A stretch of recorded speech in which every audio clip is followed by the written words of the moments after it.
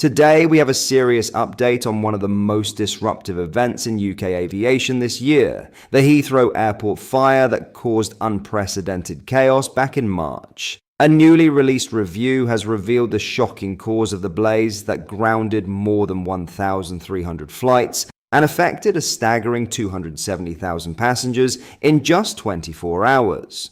The fire, which broke out at an electrical substation near the airport, forced Europe's busiest travel hub to grind to a halt, with no flights operating until 6 p.m. that day. But now, the investigation has exposed the real scandal. This was not an unpredictable freak accident. It was a failure years in the making, a ticking time bomb that could have been prevented. Let's break it down, but first, hit the like button and subscribe to the channel for more. We have released our new 0% Liberal t-shirts. You can find them at britishstand.com or go to the link in the description. Let's get back into today's video.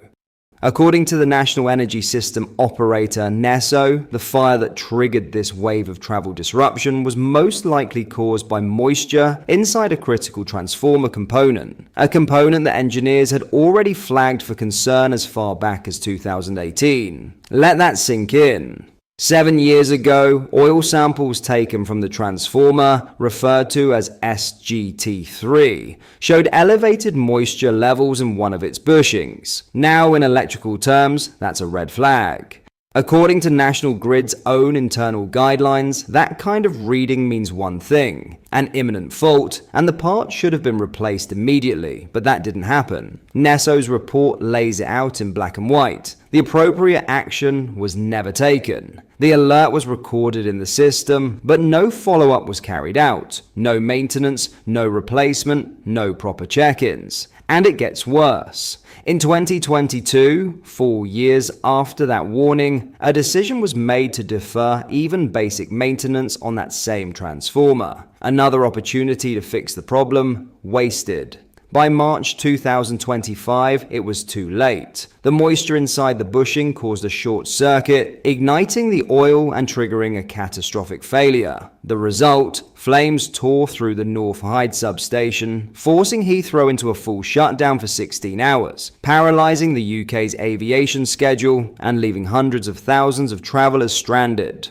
In the wake of NESO's findings, energy regulator Ofgem has now announced it is opening a formal investigation into the fire. A spokesperson said, "Based on today's report and findings, Ofgem will examine the incident, its causes, and take further action as necessary." But many are asking, why wasn't this done sooner? The Metropolitan Police had initially launched their own inquiry shortly after the blaze, but quickly concluded that there was no foul play and nothing suspicious about the incident. That left the ball in NESO's court, and now the ball has dropped hard on National Grid. In a blistering statement, Heathrow Airport placed the blame squarely on the power giant.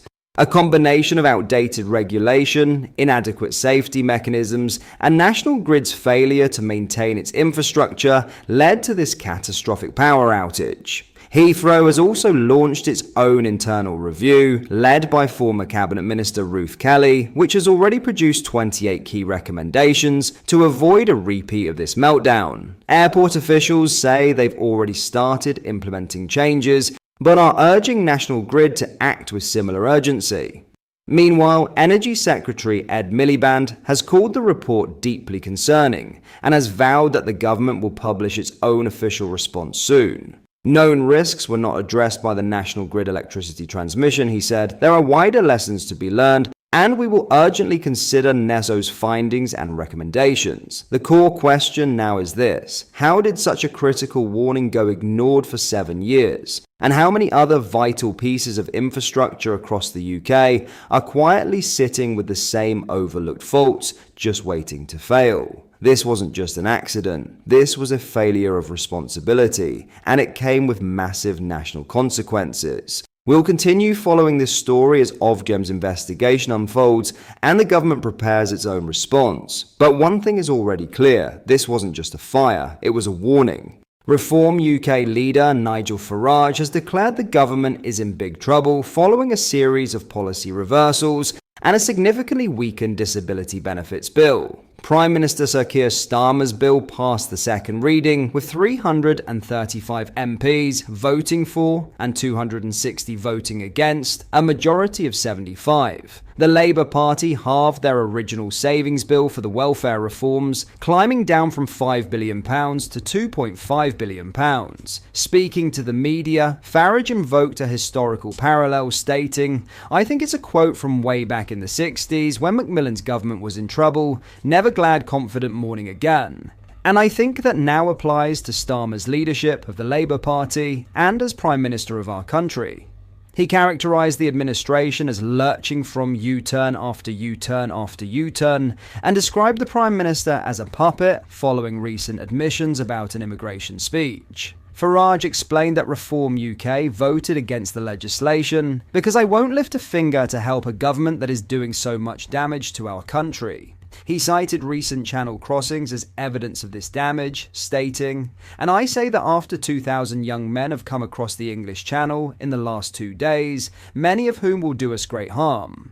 The Reform UK leader claimed the government had diluted its proposals to avoid parliamentary defeat. Today, to avoid potentially a massive defeat in the House of Commons, a watering down of a bill that renders it almost meaningless, he said. Farage launched a scathing attack on the current disability benefit system, highlighting that 1 in 10 of working age are on disability benefits, with many receiving approval through brief medical consultations. Many of them have been signed off by their GP on a 10-minute Zoom consultation, he said, calling this practice a complete and utter nonsense. He noted that government ministers had acknowledged systemic abuse, stating, "And the government themselves were saying, look, there are people," and I quote, "taking the mickey out of the system." Despite this recognition, Farage argued the watered-down legislation failed to address these fundamental issues. Farage argued the current system is fundamentally unfair to working people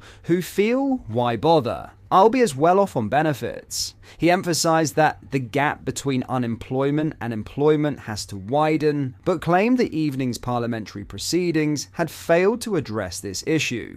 The Reform UK leader linked the surge in disability claims to the pandemic period, stating, "Many of them who are on these claims have come in the last 5 years, since lockdowns, since the catastrophic impact of the pandemic that our government put upon us." He concluded that the system is unfair to taxpayers and bankrupting the country. What are your thoughts on what we discussed in today's video? Let me know down in the comments section below. If you've not yet already, make sure you do drop a like on this video and subscribe to the channel for more British content. Thank you, take care, goodbye.